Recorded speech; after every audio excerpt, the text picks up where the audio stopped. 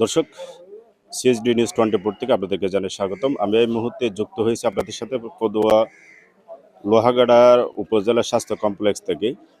আমরা এখানে খবর পেয়েছি জায়গা জমির বিরোধে একজন মাদ্রাসার প্রিন্সিপালকে পিটিয়ে হত্যা করা হয়েছে। এই মুহূর্তে আমি ঘটনাস্থলে যারা প্রত্যক্ষদর্শী ছিল তাদের সাথে কথা বলার চেষ্টা করব।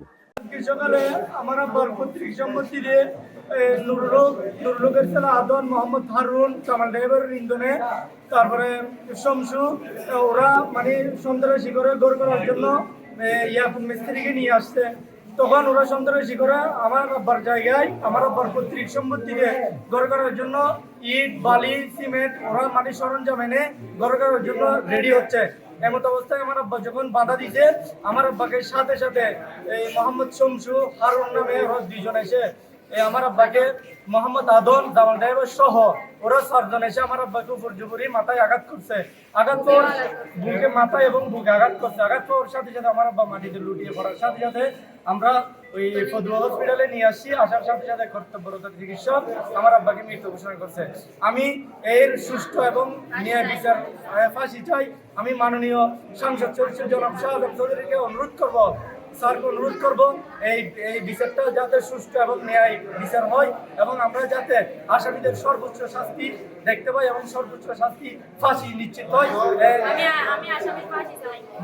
এই ব্যাপারে আমরা মাননীয় প্রশাসনের সাথে সর্বোচ্চ সহযোগিতা কামনা করছি।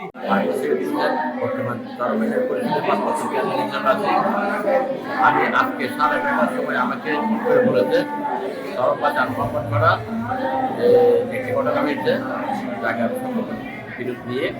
আমি তৎকালী ঘটনাস্থলে গিয়েছি, যে আমি খবর নিয়েছি, দেখেছি এলাকার লোকজন বলতেছে যে চরমবাদ জাহাঙ্গুল ইসলামিয়া মাদ্রাসা প্রধান শিক্ষককে ওরা বিভিন্ন ধারালো অস্ত্র দিয়ে কবির আহমদের ছেলেরা ওনাকে বেদম মারধর করে মাকে আঘাত করে পদুয়া হাসপাতালের মধ্যে পাঠিয়েছে। আমি যুদ্ধমন্ত্রী হাসপাতালে এসেছি, ডাক্তার সাহেব মৃত্যু ঘোষণা করছেন। এইভাবে যদি এই দুর্বৃত্তরা এবং সন্ত্রাসীরা যদি এলাকায় এইভাবে তাণ্ডব চালায় তাহলে আইন শৃঙ্খলার খবর রেখে বলে আমি এই আসামিদের দ্রুতভাবে আমি বিচার চাই এবং দৃষ্টান্তমূলক আমি শাস্তি চাই।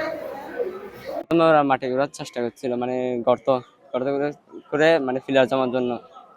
তো ও আমার চাচা যেটা আছে মারা গেছে, উনি মাদ্রাসা থেকে আসছিল।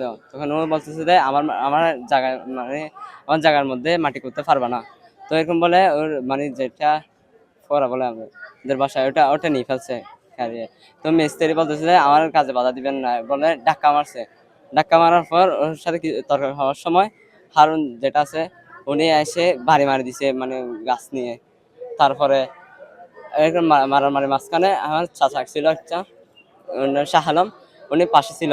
তখন উনি যখন পালাই গেছিল, মানে যিনি মারা গেছে ওনার মারার সাথে সাথে একটু দূর দিয়ে চলে গেছিল। তো যেটা ছিল ওর মাথায় একটা বাড়ি মারি প্রথমে লুটিয়ে গেছিল। তারপরে সবাই যখন এটা দেখছে সবাই গেছে, মহিলারা যারা ছেলে মেয়ে ছিল সবাই দূরে গেছে। তখন একটা তর্কাতর্কি শুরু হয়ে গেছে। তো এক সময় ওরা মাথায় ওরা রাস্তার মধ্যে চলে গেছিল। তো শামসুর যেটা ছিল ও এসে মানে বাসা থেকে কিছু ছাঁচানো গাছ ছিল, ওর মধ্যে ফেরাক ছিল দুটা, এটা নিয়ে একবারে ছড়ে ওরে মানে শোয়াই ফেলছে রাস্তার মধ্যে। আমরা ওকে জলদি হসপিটাল, প্রথমে আমাদের বাজারের মধ্যে একটা হসপিটাল নিয়ে গেছিলাম। ওরা বলছে যে খুব হয়ে গেছে, নিয়ে যেতে হবে মেডিকেলের মধ্যে। তো আমরা সাথে সাথে নিয়ে আসার সাথে সাথে মানে ঢুকানোর সাথে সাথে মারা গেছে।